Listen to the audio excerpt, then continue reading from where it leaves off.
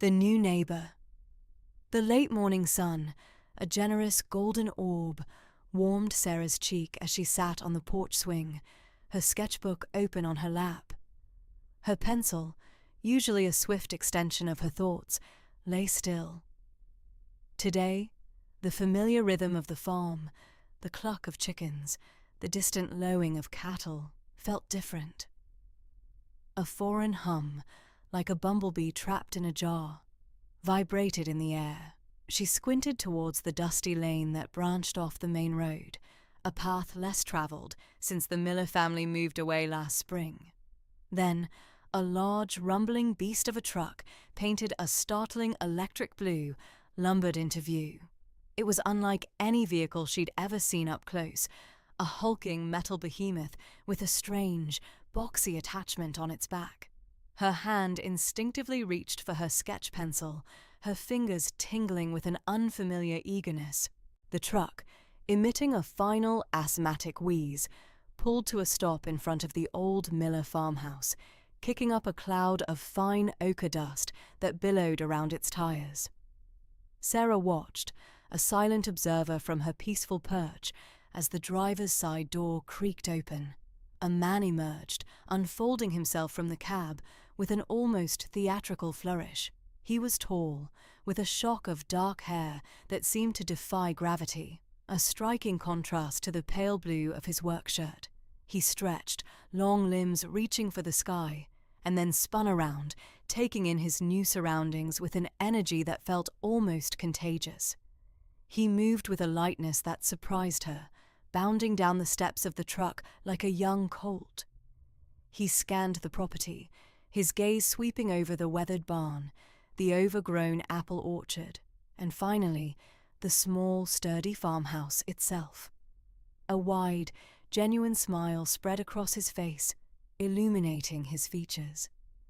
It was a smile that seemed to say, "Hello, world. I'm here." He ran a hand through his hair, dislodging a few stray leaves, and then let out a whoop, a joyful sound that carried across the fields and through the quiet morning air. Sarah felt a curious tremor in her chest, a sensation akin to a tiny bird fluttering its wings against her ribs. She was used to quiet, to the predictable cadences of Amish life. This man, with his boisterous energy and his loud truck, was a disruption, a splash of vibrant paint on a muted canvas. Yet, instead of feeling disturbed, she felt a tiny spark ignite within her, a flicker of curiosity she hadn't known she possessed.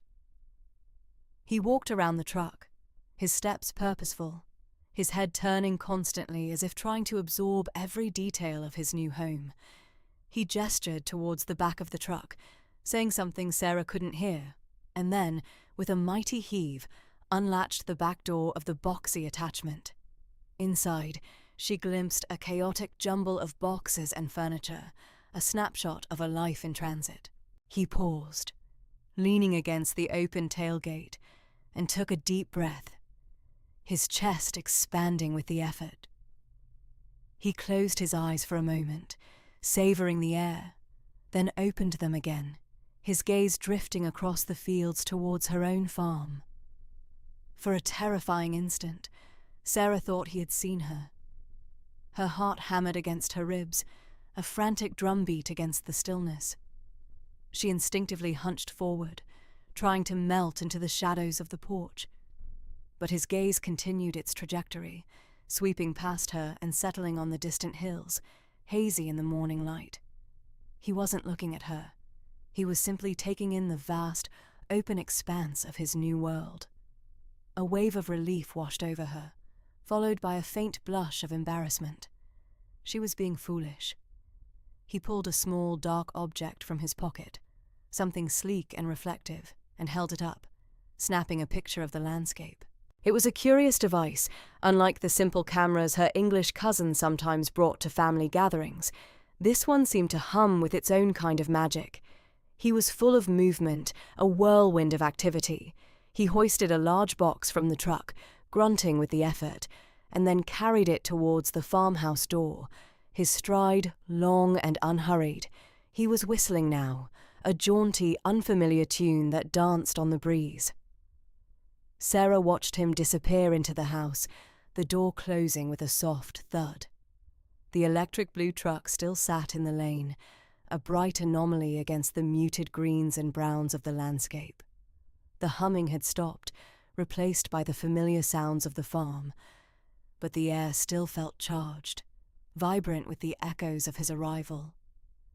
Her hand, no longer trembling, picked up the pencil. Her eyes were still fixed on the farmhouse, on the spot where the new neighbour, Mark, had stood. The spark of curiosity, initially a tiny flicker, had grown into a steady glow. It was an unfamiliar feeling, this quiet fascination, but it wasn't unwelcome. It felt, in a strange way, like the beginning of something. She began to sketch, her pencil moving with a newfound purpose, capturing the outline of the blue truck, a silent sentinel waiting for its owner. A glimpse of another world. The rumble of Mark's truck had faded, replaced by a different kind of energy emanating from the old Miller farmhouse. Sarah, perched on her porch swing, found her gaze drawn repeatedly across the fields. He was a whirlwind of activity, a stark contrast to the familiar rhythmic calm of her own days. One morning, the familiar sight of Mark in worn jeans and a faded t-shirt was accompanied by a wheelbarrow and a shovel. He attacked the overgrown patch behind his house with an almost joyful vigor, tearing out weeds and turning the earth. Sarah watched, a gentle smile playing on her lips, as he meticulously outlined rows with string and stakes, envisioning a future garden. Her own garden was a source of sustenance, tended with practiced hands and generations of knowledge. His, she suspected, was a project of passion, a blank canvas awaiting his artistic touch. She found herself sketching not just the truck anymore, but the strong lines of his back, the determined set of his shoulders as he toiled under the summer sun. Days bled into a week, each bringing a new project to the Miller place. One afternoon, a vibrant splash of white appeared against the weathered grey of the fence bordering his property. Mark, with a wide-brimmed hat perched precariously on his head, was painting. He moved with a confident, sweeping motion, each stroke transforming the drab wood into a pristine barrier. The scent of fresh paint, sharp and chemical, drifted across the fields, a novel fragrance in the otherwise organic symphony of her world. Sarah, kneading dough for supper, paused, her hands dusted with flour, to observe. The fence, once a fading boundary, now seemed to gleam, reflecting the afternoon light like a promise of new beginnings. She often saw him from a distance, a vibrant speck against the muted greens and browns of the landscape.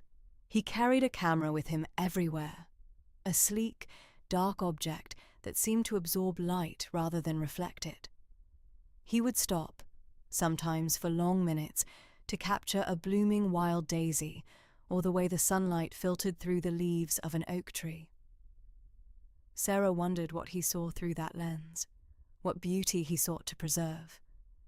Her world was understood through touch, through the earth beneath her bare feet, the coarse wool she spun, the smooth wood of her rocking chair. His, it seemed, was a world captured and framed, a collection of fleeting moments. The differences between their lives were vast, an ocean separating two distinct shores. Her days were dictated by the seasons, by the rising and setting of the sun, by the needs of the farm and her family. His seemed to be driven by an internal compass, by an eagerness to create, to transform, to experience. He worked hard, certainly, but there was an air of play about his labour, a lightness that was unfamiliar. She imagined him humming a tune as he painted, or whistling as he tilled the soil, something her own community rarely did during chores, unless it was a hymn. This growing sense of wonder was a new sensation, a gentle warmth spreading through her chest. It wasn't a longing for his world, not yet. It was a fascination, a quiet appreciation for a life lived so differently, yet with a similar dedication to purpose, albeit a purpose she didn't fully understand. The way he moved, the objects he brought into his home, the very air around him seemed to hum with a different frequency. It was as if a window had been opened in her quiet, ordered world, offering a glimpse into a vibrant, bustling realm she never knew existed. And with each brushstroke of paint, each turn of the soil, each click of his camera, that window seemed to widen, beckoning her closer. She found herself spending more time on the porch, ostensibly mending or reading, but her gaze invariably drifted towards the Miller farmhouse, a silent observer of a captivating, unfolding story. The world, she realized, was far larger and more varied than she had ever imagined, and a tiny part of her, a part she hadn't known existed, was eager to learn more. A shared moment. The late afternoon sun, a molten smear of apricot and copper, draped the miller's fields in long, sinuous shadows. Sarah, her daily tasks complete, settled onto the porch swing, its familiar sigh a soft counterpoint to the distant thrum of the farm. Her gaze, a habit lately, drifted to Mark's section of land. Today, he was engaged in a peculiar, solo game of frisbee. He'd launched the disc high, a scarlet punctuation against the azure expanse, then sprint to retrieve it, his movements light and unburdened. A faint smile grazed Sarah's lips. It was an odd pursuit, this endless cycle of throwing and catching, yet he tackled it with the same focused intensity he applied to his gardening or his painting. A sudden, playful gust of wind snatched the frisbee mid-arc. It swerved abruptly, sailing gracefully over the low fence separating their properties, landing with a muted rustle in the tall grass near Sarah's porch. Mark, mid-stride, faltered, then stopped, his shoulders subtly deflating. Sarah watched as he slowly straightened, raking a hand through his slightly tousled hair. His eyes swept across her yard, then settled directly on her. For a moment she froze, her pulse giving a sharp, unexpected lurch. This was it, their inaugural, genuine interaction. He began to walk, unhurried at first, then with a growing purpose towards the fence line. As he drew nearer, Sarah noticed a faint flush rising on his cheeks. He halted a few feet from the boundary, looking a little sheepish, a tentative smile playing on his lips. I think I misplaced something, he called out, his voice a pleasant baritone, lightly breathless from his exertion. Sarah, still on the porch, felt a blush creep up her own neck. She'd never directly spoken to him before. Her voice, when it emerged, was softer than she intended. "It's right here." She rose from the swing, its chains protesting with a mournful groan, and moved towards the patch of tall grass where the frisbee lay. Bending, her skirt rustling like dry leaves, she retrieved the vibrant red disc. It felt warm from the lingering sun. She straightened, holding it out to him. Mark was leaning against the fence, forearms resting on the top rail, his gaze fixed on her. He had a faint smudge of dirt on his cheek, and his eyes, she now observed, were a deep, clear blue. He pushed off the fence and extended his hand. "Thank you," he said, his smile widening to reveal a subtle dimple on one cheek. As she placed the frisbee in his outstretched palm, their fingers brushed. It was a fleeting contact, barely a breath, yet it was enough. A spark, a tiny, unanticipated current, shot through Sarah's arm, up to her shoulder, settling in the hollow of her stomach. It was an utterly new sensation, a warmth that blossomed outward, stealing her breath. His skin was warm, a little rough, and in that brief instant an unspoken connection passed between them. Sarah quickly withdrew her hand, her eyes dropping to the ground, suddenly acutely aware of the silence that had descended. A profound embarrassment, a flutter in her chest she couldn't quite name, engulfed her. Mark, too, seemed to pause, his gaze lingering on her for a fraction longer than necessary. "You're Sarah, right?" he asked, his voice softer now, almost hesitant. She nodded, still staring at her worn shoes. "Yes, I'm Mark," he offered, though she already knew. "It's good to finally meet you properly." Sarah risked a glance up. His smile was still there, gentle and reassuring. "You too," she managed, barely a whisper. He gripped the frisbee, turning it slowly in his hand. "Well," he said, a touch of awkwardness entering his tone, "I should probably rescue this before it attempts another escape." He gestured vaguely towards his yard. Sarah nodded again, at a loss for further words. The moment, charged with its strange new energy, was drawing to a close. He gave her one last smile, quick and almost shy, before turning and heading back towards his property. Sarah watched him go, the red frisbee a bright beacon against his dark clothing. Once he was out of sight, she slowly turned and walked back to her porch swing, her hand still tingling where their fingers had met. She sat down, but the rhythmic creak of the swing no longer offered solace.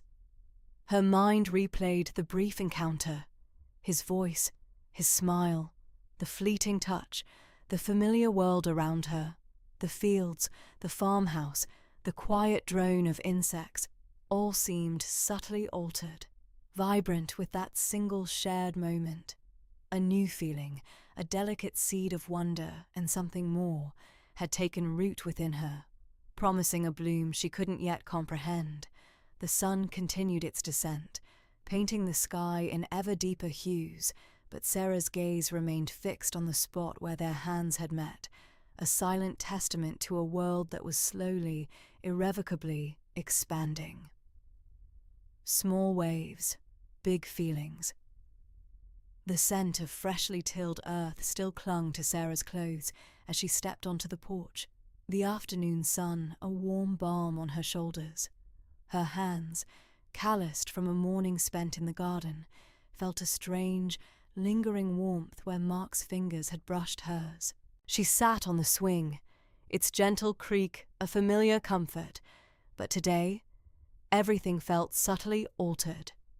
The world, previously a tapestry of predictable tasks and quiet routines, now held a new thread, shimmering and undefined. She watched him now, a silhouette against the setting sun, collecting his stray frisbee from the far corner of his yard. He looked up, as if sensing her gaze, and for a fleeting moment, their eyes met across the stretch of green. A faint blush dusted her cheeks, a reflection of the unexpected heat that bloomed within her. The next afternoon, as Sarah was hanging laundry on the line, the breeze snapping the sheets like sails, she saw Mark emerge from his house, heading towards his mailbox. Her heart gave a little lurch, a rhythm she hadn't recognized before. He glanced over, and this time he lifted a hand, a casual, almost tentative wave.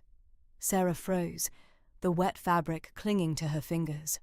Her mind raced, a jumble of what to do, what was proper. Then, almost without conscious thought, her own hand rose, a small, shy flutter of fingers in return. Mark smiled, a quick, bright flash that made something inside Sarah feel lighter, as if a small bird had taken flight in her chest. From then on, it became their unspoken ritual. Whenever their paths crossed, whether she was tending to the chickens or he was tinkering with something in his garage, a wave would pass between them. It was never a grand gesture, just a slight lift of the hand, a brief acknowledgement. For Sarah, each wave was a secret thrill, a tiny spark that ignited a warmth she hadn't known she was missing. She found herself subconsciously tracking his movements, her ears attuned to the distant hum of his lawnmower or the soft thud of a ball against his house. These small greetings, no more than a few seconds long, began to punctuate her days, lending them an unexpected rhythm. One evening, as she sat by her window, sewing by the fading light, She saw Mark walking his dog, a shaggy golden retriever. He looked up, saw her silhouette against the window pane, and offered his usual, easy wave. Sarah's needle paused mid-stitch. She didn't wave back this time. It felt too overt from the privacy of her room. Instead, she offered a small, almost imperceptible nod, a gesture she hoped conveyed her acknowledgement, her burgeoning awareness. He seemed to understand, his smile widening slightly before he continued his walk. The anticipation of these moments began to colour her every task. The familiar chores, once simply obligations, now held a delicate undercurrent of excitement. As she churned butter, her thoughts would drift to the possibility of seeing him. While she kneaded dough, her hands would mimic the gentle rise and fall of his wave. It wasn't an obsession, not yet, but a subtle shift in her inner landscape. A new happiness had begun to bloom within her, fragile and intensely private, nurtured by these small, silent exchanges. It was a feeling she couldn't articulate, a burgeoning wonder that hinted at possibilities she hadn't dared to imagine. The world outside the boundaries of her community, once a distant, abstract concept, now felt closer, tangible, embodied in the simple, friendly wave of her English neighbour. The small waves he offered were like ripples spreading across the quiet pond of her life, each one stirring deeper, more complex feelings. She found herself humming old hymns with a new lightness, her steps a little bouncier as she moved through her day. The sun seemed to shine a little brighter, the air smell a little sweeter. These were small changes, almost imperceptible to anyone else, but to Sarah they felt monumental. They were the first tremors of a shift, a quiet reawakening of a part of herself she hadn't known was dormant. Fences and flowers. The crisp morning air, once a mere backdrop to Sarah's chores, now hummed with a different kind of energy. Her daily walk to the milking shed, a path worn smooth by generations of Amish feet, had begun to subtly shift. Instead of keeping to the straightest line, her gaze, and her steps, drifted towards the border of their farm, where the neatly tilled fields met the wilder, less manicured expanse of Mark's property. A low, sturdy fence, the kind meant to keep livestock in rather than people out, marked the boundary. It was here, amidst the burgeoning wildflowers that had begun to reclaim the unploughed earth, that Sarah found herself lingering. Not overtly, of course, but a pause to admire a particularly vibrant cluster of Queen Anne's lace, or a moment to feel the warmth of the sun on her face, provided ample excuse. One Tuesday, a gentle breeze carried the scent of freshly turned soil mixed with something else, a faint, spicy aroma Sarah couldn't quite place. She was admiring a patch of scarlet poppies blooming defiantly against the weathered fence posts when she heard the distinct sound of a distant engine. A moment later, Mark emerged from behind a stand of oaks, wiping his brow with the back of his hand. He was wearing a faded denim shirt, sleeves rolled to reveal strong forearms, and a faint smear of grease smudged his cheek. Their eyes met across the field. Sarah felt a familiar flush creep up her neck, but this time it was accompanied by a strange lightness in her chest. "Morning, Sarah," Mark called out, his voice carrying easily over the quiet hum of the tractor he'd just dismounted. He offered a small, easy smile. "Good morning, Mark," she replied, her voice softer than she intended, a little breathless. She gestured vaguely towards the sky. "A fine day for it, isn't it?" "It is," he agreed, leaning against a fence post. "Looks like we might get some rain later, though. Good for the garden." He gestured towards a neat row of young plants struggling in a patch near his house. "Trying my hand at tomatoes this year?" Sarah nodded, a genuine smile touching her lips. "They look strong. You have a green thumb, perhaps." She felt a surprising ease in the conversation, a natural rhythm developing between their words. Their exchanges were never long, just a few sentences about the weather, the progress of the growing season, or the tenacity of a particular wildflower pushing through the fence line. These small talks became highlights, stitching moments of unexpected connection into the fabric of her otherwise predictable days. One afternoon, as she walked past, Mark was tending to a rose bush near his porch. Its blooms, a deep, velvety crimson, were unlike anything she'd ever seen. "They're beautiful," she commented, pausing by the fence. Mark looked up, a trowel in his hand. "Thank you. My mother always said you could tell a lot about a person by their garden. These were hers." He offered her a gentle, knowing smile. "They're called Black Baccara." Sarah committed the name to memory. It sounded exotic, like something from a faraway place. In that brief interaction, she felt a profound sense of being seen, not just as Sarah from the Amish farm down the road, but as a person with her own quiet appreciations and interests. Mark didn't speak down to her, or assume her world was small. He simply shared.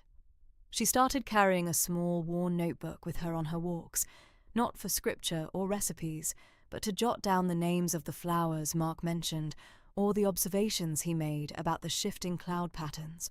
These notes were hers alone, a secret repository of moments that felt intensely personal. The fence, once a clear demarcation of different worlds, now felt less like a barrier and more like a shared line, a place where their paths naturally intersected. The wildflowers that grew along its length, vibrant and untamed, seemed to mirror the quiet blossoming within Sarah herself. Each brief encounter, each shared word, added another delicate petal to the unfolding flower of her own awareness, making her heart beat with a rhythm that was entirely new and captivating. The anticipation of these moments began to colour her entire day, painting her chores with a subtle, underlying joy she hadn't known was missing. One evening, as the sun dipped below the horizon, casting long, purple shadows across the fields, Sarah stood by the fence, watching the last vestiges of light fade. Mark was on his porch, silhouetted against the warm glow of his lamps. He raised a hand in a silent wave, and Sarah, without hesitation, returned it. The distance felt less vast than before, the silence between them filled with an unspoken understanding. It was a comfortable quiet, a promise of more to come. Shared seeds, shared stories. The late afternoon sun, warm and buttery, settled over the fields. Sarah found herself weeding the row of young corn near the fence, a task that often felt mundane, but today carried a quiet hum of anticipation. She'd seen Mark working in his own garden earlier, his movements fluid and efficient. A small, almost imperceptible tilt of her head was all she allowed herself, a fleeting acknowledgement of his presence before returning to the soil. A few minutes later, a voice, gentle but clear, drifted over the fence. "Sarah, got a moment?" She straightened up, pushing a loose strand of hair back from her forehead. Mark stood by the fence line, a small, open packet in his hand. "Guten Tag, Mark." He smiled, a genuine, easy expression that reached his eyes. "Hope I'm not interrupting. I was just thinning out my zucchini seedlings, and I ended up with way too many. Thought you might be able to use some. They're a good heirloom variety, prolific bearers." He extended the packet of seeds towards her. Sarah's gaze lingered on the small paper square, then met his. The gesture was unexpected, a simple act of neighbourly kindness that felt surprisingly significant. Her cheeks warmed slightly. "Oh, thank you, Mark. That is thoughtful." She reached out, her fingers brushing his lightly as she took the seeds. The paper felt crisp, cool beneath her fingertips. "No problem at all," he said, leaning slightly against the weathered fence post. "Figured waste not, want not, right? And your garden always looks so healthy. You have a real knack for it." A compliment, direct and sincere. And Sarah felt a faint blush creep higher on her neck. "It is How we live. We depend on it. She tucked the seeds into the pocket of her apron. Your garden looks good too. You have put in much work. It's good work, though, Mark replied, gesturing with a hand still smudged with earth. Tiring, but satisfying. There's something grounding about digging in the dirt, watching things grow. He paused, then added, "What else fills your days, Sarah, besides the garden, if you don't mind me asking?" The question was open-ended, inviting. Sarah considered it, her gaze sweeping over the familiar landscape of her family's farm. There is always much to do. We milk the cows twice a day, tend to the chickens, bake bread for the family. My younger sister Rebecca, she's learning to quilt, and I help her sometimes. We also help my mother with the preserving when the vegetables are ready. She found herself detailing her routine with an openness that surprised her. It felt good to voice these small, integral parts of her life. Mark listened intently, nodding occasionally. Sounds like a full life. A lot of purpose. I imagine there's not much time for, well, anything else, really. Sarah offered a small, shy smile. Sometimes there is time for reading. I enjoy the stories from the Bible, and sometimes books of nature. Nature books? That's interesting. Mark mused. I spend most of my days in front of a computer screen, designing landscapes for clients who probably don't even know what a weed looks like. He chuckled, a low, pleasant sound. It's a different kind of purpose, I guess. I try to make beautiful spaces for people, but it's not quite the same as growing your own food, is it? Sarah shook her head slowly. No, it is not the same. But to make beauty for others, that is also good. You're kind to say so, he replied, his eyes crinkling at the corners. After I'm done with the computer work, I usually come out here. It's my way of reconnecting with something real, and it helps me decompress. My workday can get pretty hectic sometimes, dealing with deadlines and demanding clients. He was sharing details, small fragments of his life beyond the fence, beyond the garden. Sarah absorbed them, piecing together a mental image of his world, a world of computers and deadlines, a stark contrast to the rhythms of her own days. Yet, in his desire to connect with something real, she recognized a shared longing. I understand, she said, though she had no direct experience with such a life. It is good to have a place to find peace. It is, Mark agreed, his gaze drifting over the neatly tilled rows of her garden. This boundary, it's a strange thing, isn't it? Separates our worlds, but also brings us together in a way. Sarah looked down at her hands, still holding the small packet of zucchini seeds. The boundary. What had once felt like an immutable line, a clear division, now seemed permeable, almost fluid. The seeds in her palm felt like a tangible link, a promise of shared growth. Yes, she whispered, her voice barely audible. It does. Hidden talks. The heirloom zucchini seeds, tucked carefully into the pocket of Sarah's apron, felt like a tiny, illicit secret. They were a physical reminder of the warmth that had bloomed between her and Mark, a warmth that now, with each passing day, threatened to outgrow the confines of her own heart. What began as brief exchanges over the split-rail fence, a casual nod or a shared observation about the weather, slowly, almost imperceptibly, stretched into longer, more intimate talks. These burgeoning conversations found their sanctuary not along the main road where buggies clattered and neighbours exchanged news, but tucked away, behind the tall cornstalks that bordered Mark's property line. Here, the world felt smaller, contained to the murmur of their voices and the rustle of leaves. Sarah would often find herself working a corn row that ran parallel to Mark's garden, her hoe moving with a practiced rhythm, her ears attuned to the soft thud of his spade or the gentle snip of his pruning shears.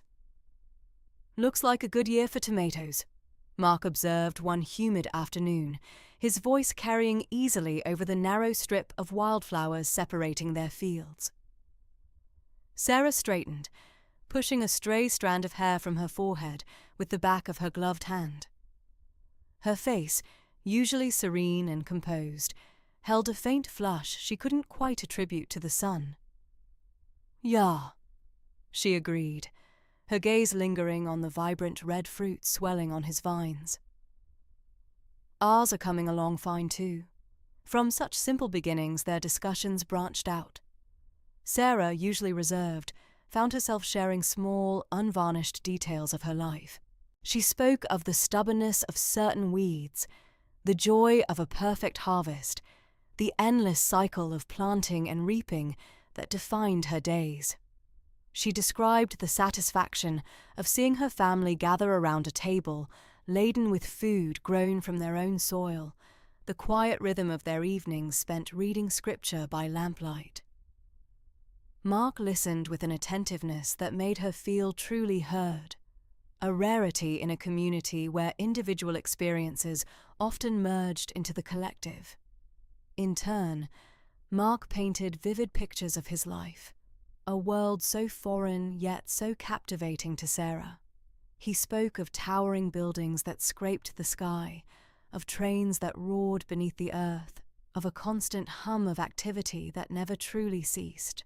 He described his work as a landscape designer, creating beauty in concrete jungles, a paradox that both intrigued and bewildered her. "It's funny," he confessed one evening, leaning against the fence, the setting sun casting long shadows behind him.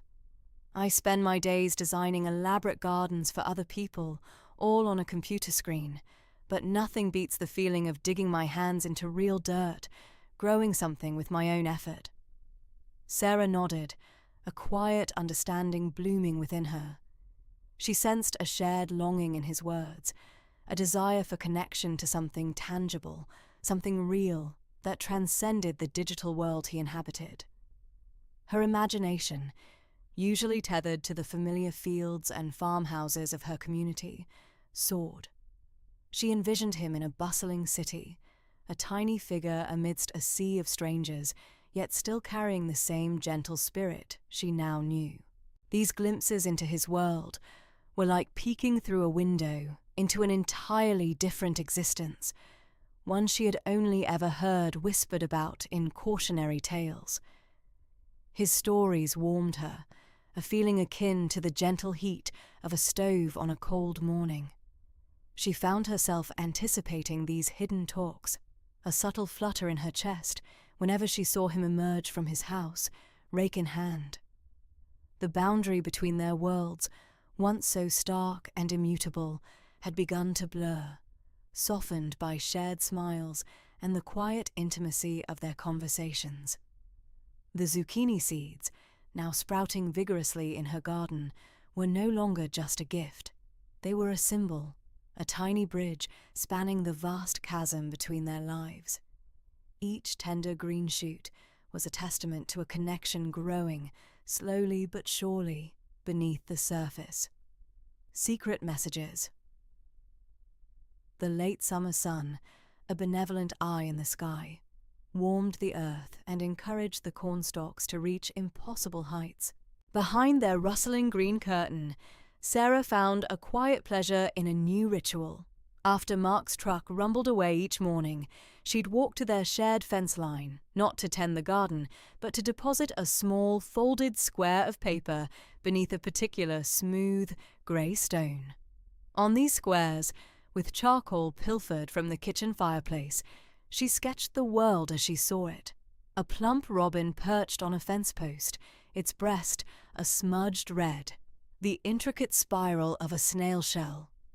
Once, a cluster of forget-me-nots, their tiny blooms a memory of spring. She never saw Mark retrieve them, yet the next evening, when she returned, the paper would be gone. In its place, tucked beneath the same stone, would be a wildflower. A delicate Queen Anne's lace, its white filigree like lace against the dark soil. A vibrant purple aster, still dewy from the field. Each bloom was a silent affirmation, a response to her hidden art, a secret message passed between two worlds. Her heart would quicken, a hummingbird's flutter, as she carefully pressed the petals between the pages of her well-worn hymnal. The scent, faint and earthy, mingled with the faded ink of the songs, creating a potent, intoxicating perfume. One sweltering afternoon, a week after the first drawing of a bumblebee hovering over a sunflower, Sarah found not a single flower, but a small, smooth pebble painted with a tiny, perfect green leaf. It was a detail from her drawing, a testament to his careful observation. A thrill, sharp and sweet, coursed through her. He saw her, not just the Amish woman tending her garden, but the artist, the observer, the woman with a burgeoning world within her. Their conversations over the fence, though still ostensibly about gardening, had begun to thread with a new intimacy. Mark spoke of his travels, of cities where buildings touched the clouds, of oceans that stretched further than the eye could see. He described the vibrant chaos of a public market, the hush of an art gallery. Sarah, in turn, found herself describing the subtle shift in light before a storm, the particular song of a meadowlark at dawn, the feel of rich, dark earth crumbling between her fingers. She painted her world with words, and he listened, truly listened, his gaze steady and warm. One evening, as the sun dipped below the horizon, painting the sky in hues of apricot and lavender, they found themselves lingering by the fence, the air thick with the scent of ripening tomatoes and distant wood smoke. The cornstalks stood sentinel, their shadows long and wavering. A hush had fallen over the farm, broken only by the chirping of crickets and the distant lowing of cattle. I really enjoy our talk, Sarah," Mark said, his voice softer than usual, a gentle murmur in the twilight. He leaned against the weathered fence post, his silhouette stark against the fading light. Sarah's hands, usually busy with a task, were clasped loosely in front of her. A warmth spread through her chest, a feeling both familiar and utterly new. "I do too, Mark," she confessed, her voice barely a whisper. The words felt weighty, yet liberating. To admit such a thing, to an English man, was something she never imagined. He turned his head slightly, and she could feel the intensity of his gaze, even in the dimming light. "It's different," he continued, searching for the right words. "It's like discovering a whole new language." Sarah nodded, a small, involuntary movement. She understood. Their conversations were a bridge, spanning the vast cultural divide, each word a step further into uncharted territory. The silence that followed was not awkward, but filled with an unspoken understanding, a shared current that hummed between them. The air around them seemed to thicken, charged with a nascent energy. "The drawings," Mark said, his voice dropping even lower. "They're beautiful, Sarah. Truly." A flush crept up Sarah's neck, a warmth that had nothing to do with the fading sun. "And the flowers," she replied, her voice breathy. "They are lovely. They mean much to me." He smiled then, a gentle, genuine smile that reached his eyes. "Good," he said simply. "That's good." The crickets sang louder, a symphony of the approaching night. The stars began to prick the darkening sky, one by one, like tiny diamonds scattered on velvet. In the quiet intimacy of the twilight, their affection deepened, a fragile bloom unfurling in the secret garden of their shared space. The world beyond the cornfield, the world of expectations and rules, seemed to recede, leaving only the two of them, connected by shared whispers, hidden drawings, and the quiet language of wildflowers. A brother's gaze. The late afternoon sun, a buttery yellow, cast long shadows across the fields, painting the familiar landscape in hues of gold and rust. Sarah found herself drawn to the fence line with increasing frequency, her chores completed with unusual speed, her thoughts a tangled skein of anticipation and trepidation. She'd linger, ostensibly checking the nascent corn sprouts, but her gaze always drifted to the familiar oak tree on Mark's property, a silent sentinel marking their boundary. Jacob, Sarah's younger brother, was a whirlwind of perpetual motion, a blur of denim and straw hat.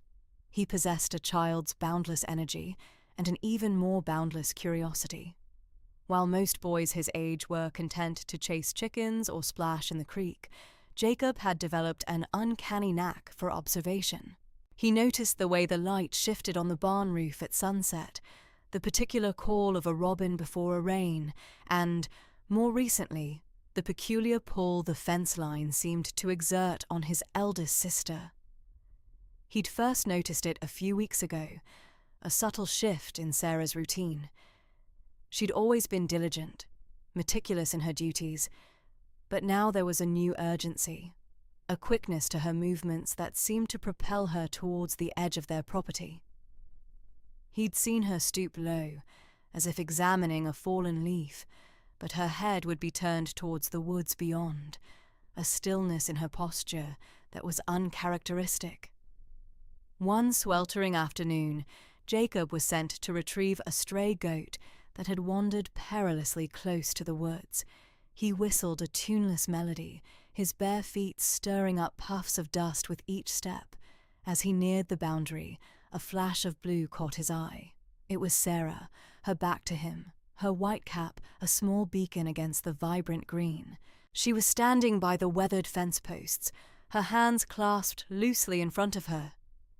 He watched, hidden by a cluster of tall sunflowers, as a figure emerged from the denser foliage on the other side. It was the Englishman, Mark.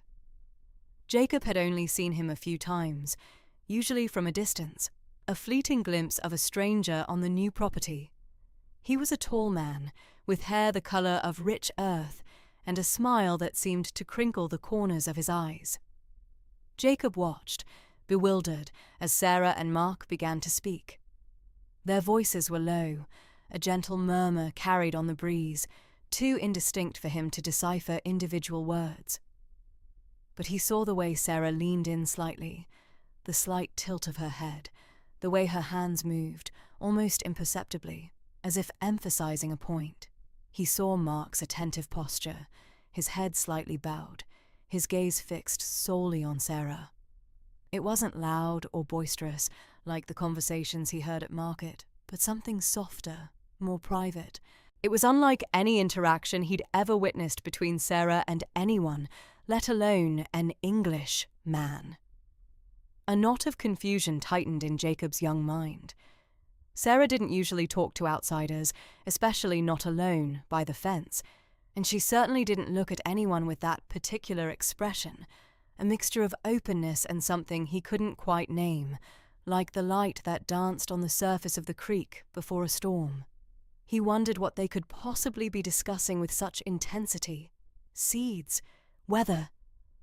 The new Englishman had no cows to discuss, no crops to compare.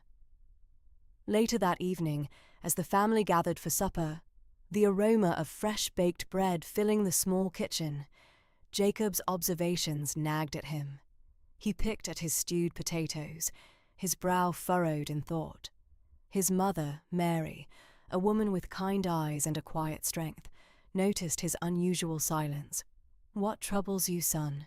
she asked softly, her gaze gentle. Jacob hesitated, then blurted out, "Sarah talks to the Englishman, Mamma."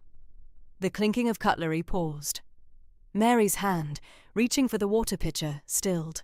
Her eyes, usually so placid, now held a flicker of something new, a shadow of concern. She exchanged a quick, almost imperceptible glance with his father, who sat at the head of the table, his face a stoic mask. She was by the fence, Jacob continued, emboldened by his mother's attention. And he was there too. They were talking for a long time. He paused, trying to articulate the unfamiliar intimacy he'd witnessed. She looked different, Mamma. A slow, deliberate breath escaped Mary's lips. The warmth in the kitchen seemed to cool, replaced by a subtle chill. The weight of Jacob's innocent words hung in the air, a bell tolling the end of a fleeting peace. Whispers and warnings. The comforting aroma of warm, crusty bread, usually a balm to Sarah's spirit, only intensified the tremor in her hands that evening. Across the planked table, her mother's gaze, typically a wellspring of empathy, held a flicker of disquiet. Her father, his face a roadmap of sun and toil, cleared his throat, a sound heavy with unasked questions. "Sarah." Her mother's voice was a soft current. "Jacob mentioned he saw you by the split-rail fence today, with the new man." A coil of apprehension tightened in Sarah's gut, constricting the sweet echo of Mark's laughter. Her eyes remained fixed on the tablecloth's familiar blue and white checks, now a swirling blur. We were just talking," she managed, a breath of a whisper. Her father leaned forward, elbows on his knees. "Daughter, you know our ways. We keep to our own. The English, they live by different rules." His tone, devoid of anger, nonetheless carried the weight of generations. A silent edict. A blush, hot and undeniable, crept up Sarah's neck. She yearned to articulate the magnetic pull she felt towards Mark's world, the way his words ignited something nascent within her. But how could she paint the vibrant kaleidoscope of a butterfly's wing for someone who had only ever known shades of grey? She simply nodded, a silent admission of a guilt she didn't quite grasp. The kitchen air, usually buzzing with the rhythm of family life, grew thick with unspoken expectations. News, like a mischievous zephyr, often traversed the valley with remarkable speed, carried on the breath of children at play and the hushed tones of women at quilting bees. Whispers about Sarah, her uncharacteristic anticipation, the novel expression now gracing her face, began to reach Bishop Stoltzfus, a man of unwavering conviction, his wisdom honed by years of shepherding his flock. His concern for the community's purity ran deep. He'd heard talk of the new English neighbour, a man whose very presence seemed to draw the world's temptations closer. A visit, he concluded, was imperative, not to condemn, but to reaffirm, to guide. The following Tuesday, as the afternoon sun elongated shadows across the fields, a black buggy, unmistakable in its solemnity, pulled up to the Yoder farmhouse. Sarah, hands steeped in kneading dough, felt a prickle of unease as she watched the bishop dismount, his broad-brimmed hat a stark silhouette against the bright sky. Her mother's face, already lined with worry, tightened further. Her father, emerging from the barn, offered a respectful nod, a subtle tension gripping his shoulders. Inside the parlour, a room typically reserved for sombre occasions, the air felt heavy with unvoiced anxieties. Sarah sat on a stiff wooden chair, her hands clasped tightly, her gaze riveted to the worn rug. The bishop, his voice calm yet resonant, addressed her parents first, acknowledging their good standing. Then his eyes, kind yet unwavering, turned to Sarah. "Sarah," he began, a low rumble, "we have heard that you have been spending time near the fence, conversing with the new neighbour." He paused, allowing his words to settle in the quiet room. "Our community thrives on separation, on keeping ourselves distinct from the ways of the world. Worldly influences, my dear, can be like a subtle poison, eroding the very foundations of our faith." Sarah's cheeks burned. Shame, hot and stinging, washed over her. Intellectually, she understood the truth in his words.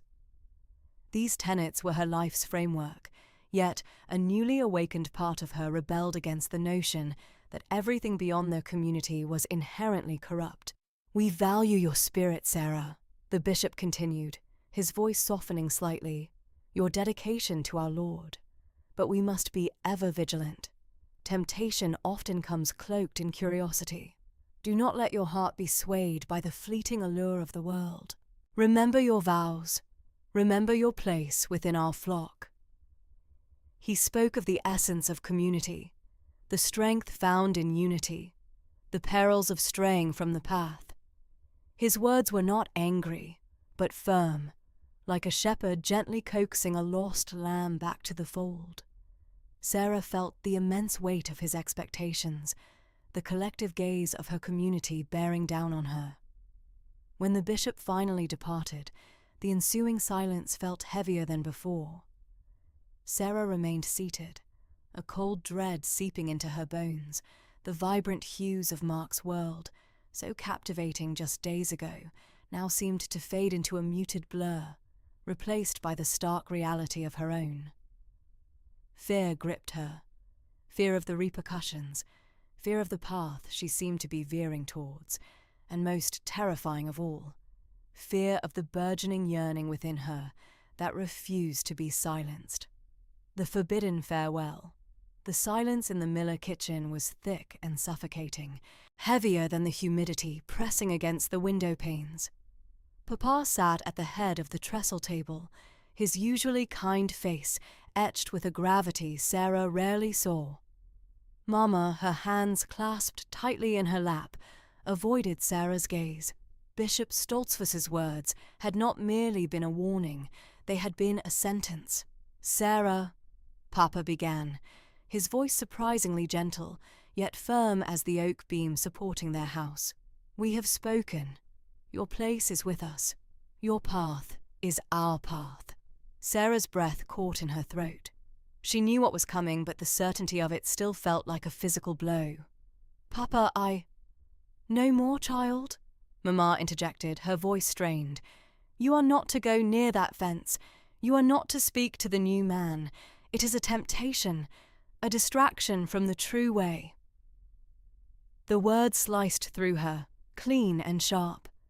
Her heart, which had just moments ago thrummed with a nervous anticipation of future conversations, now shriveled.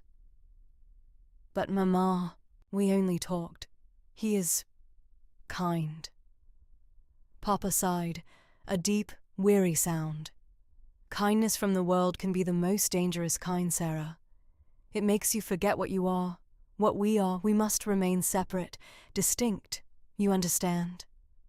She didn't understand. Not truly. Not in the way they wanted her to. She understood the fear in their eyes, the weight of their traditions. But the burgeoning curiosity, the delightful tremor Mark's laughter had sent through her, that was harder to simply extinguish.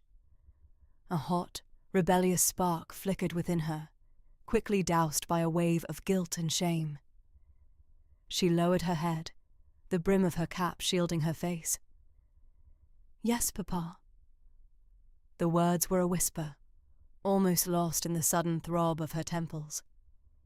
The next few days were a blur of chores performed with a heavy heart. The once comforting rhythm of her life now felt like a cage. She husked corn, shelled peas, and churned butter, each movement mechanical, her mind replaying Mark's smile, the way his eyes had crinkled at the corners. The world beyond the fence, once a distant, abstract concept, now felt agonizingly close, a vibrant painting she was forbidden to view.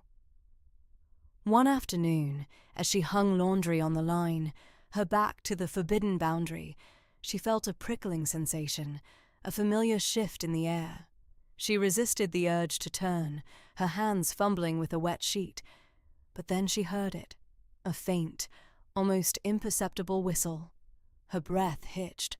Mark. She imagined him, leaning against the fence, perhaps with a book in his hand, a casual smile on his face, oblivious to the storm raging within her. The temptation to turn, to offer even a fleeting glance, was almost unbearable. Her eyes burned. She squeezed them shut for a moment, picturing Papa's stern face, Mama's worried gaze. The weight of her community pressed down on her. With a strength she didn't know she possessed, Sarah kept her back to him. She pretended to be absorbed in folding a pillowcase, her movements stiff and unnatural. She could feel his presence, a warm current in the air, then the subtle change as he likely lowered his hand, his wave unanswered. A pang of profound sorrow pierced her. He would think she was ignoring him, that she didn't care. The thought was a fresh wound. After a long, silent moment, she sensed his departure. Only then did she allow herself to turn, her vision blurred by unshed tears. The fence stood empty, the space beyond it suddenly vast and desolate. Mark was gone. That evening, under the cloak of twilight, a desperate plan formed in her mind. She couldn't speak to him, couldn't even wave, but perhaps she could leave a message, a final, heartbreaking farewell.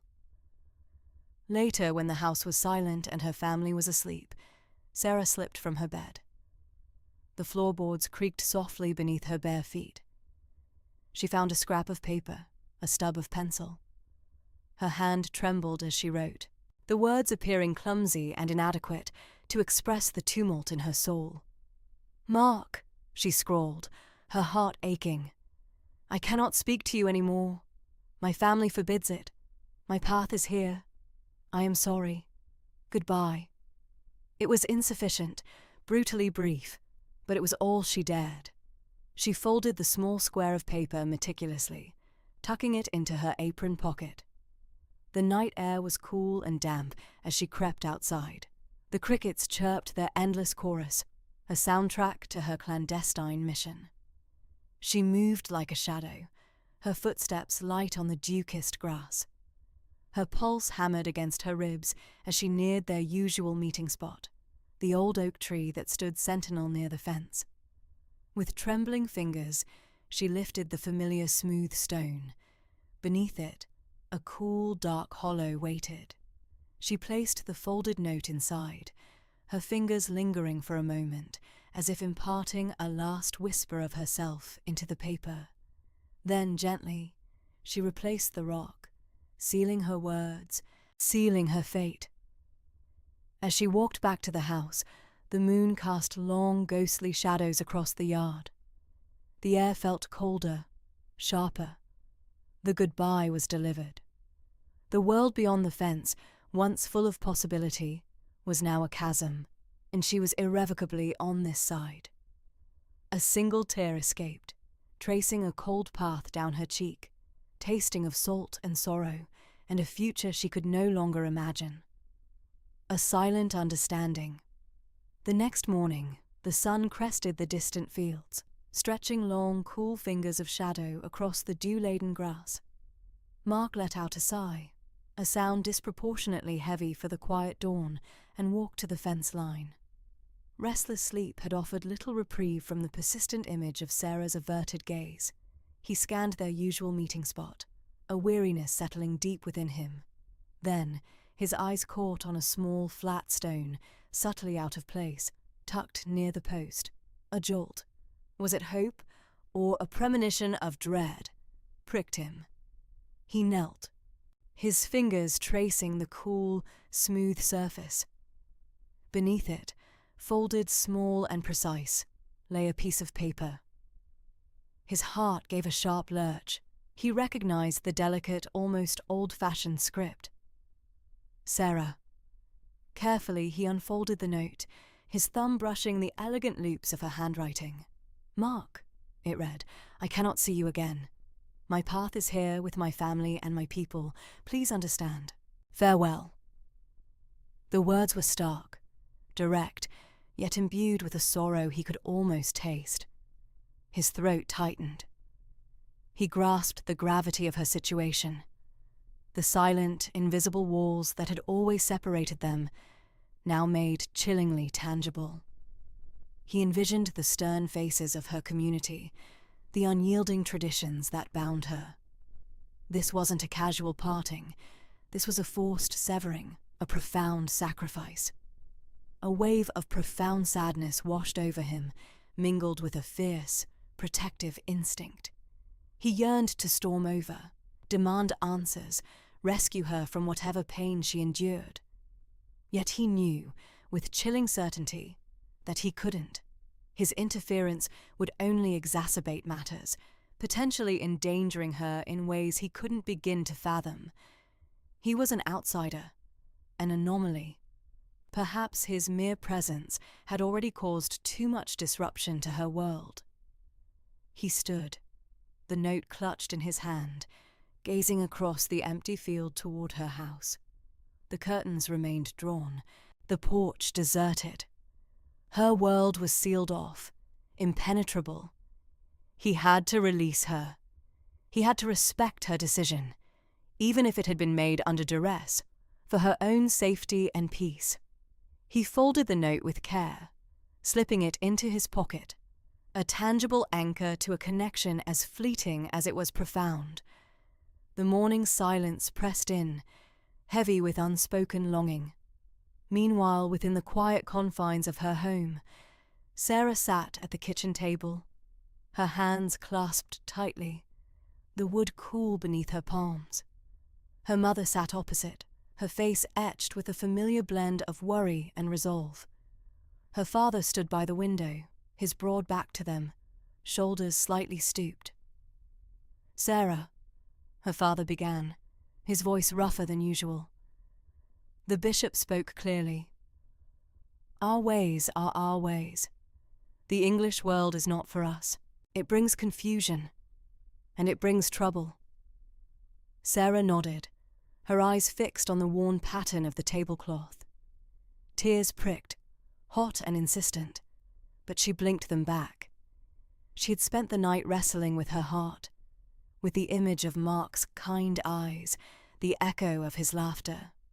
But the immense weight of her family's expectations, the deep-rooted love for her community, had reeled her back in, anchoring her firmly to the life she knew. "I understand, Dad," she whispered, her voice barely audible. It was a surrender, a painful acceptance of a path she had always known was hers, yet had briefly, recklessly strayed from. Her mother reached across the table, covering Sarah's hands with her own. "It is for your good, child, for your soul's peace. This other, it is a temptation, a straying from the light." Her mother's eyes, usually so gentle, were filled with a profound sadness that mirrored Sarah's own. "I know, ma'am," Sarah said, the dam finally breaking. Tears streamed down her face, silent and hot, soaking into the fabric of her dress. It wasn't just the loss of Mark she mourned, it was the loss of a possibility, a vivid glimpse into a world she had briefly touched and found captivating. It was the closing of a door she had only just realized was there. Her father turned from the window, his gaze softening as it met hers. "We want only your happiness, Sarah. True happiness in the Lord's way with your own kind." Sarah nodded through her tears, accepting their truth, even as her heart ached with a different one. She would commit. She would choose her family, her faith, her community. It was the only choice she truly had. The silence that followed was thick with unspoken grief and a shared, heavy understanding. Life apart.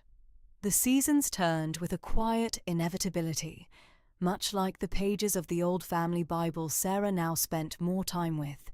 Spring's vibrant green had given way to summer's lazy hum, and now the crisp breath of autumn began to paint the distant tree line in hues of fiery amber and deep crimson. Each passing month layered over the raw ache in her heart, not erasing it, but softening its edges, moulding it into something more manageable, more akin to a treasured, sorrowful memory. Sarah had plunged herself back into the rhythm of Amish life with a renewed, almost fierce dedication. The churn of butter, the rhythmic clang of the washboard, the careful stitches laid into quilting squares, each task became a form of meditation, a tangible connection to the heritage she had chosen.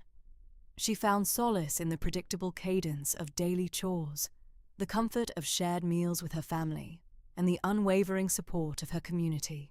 Her parents, though still watchful, seemed to relax their vigilance, seeing in her quiet industriousness a return to the fold. The bishop, during his infrequent visits, offered approving nods, his stern gaze softening into something akin to paternal satisfaction. She rose with the sun, the dew-kissed grass cool beneath her bare feet as she made her way to the milking shed.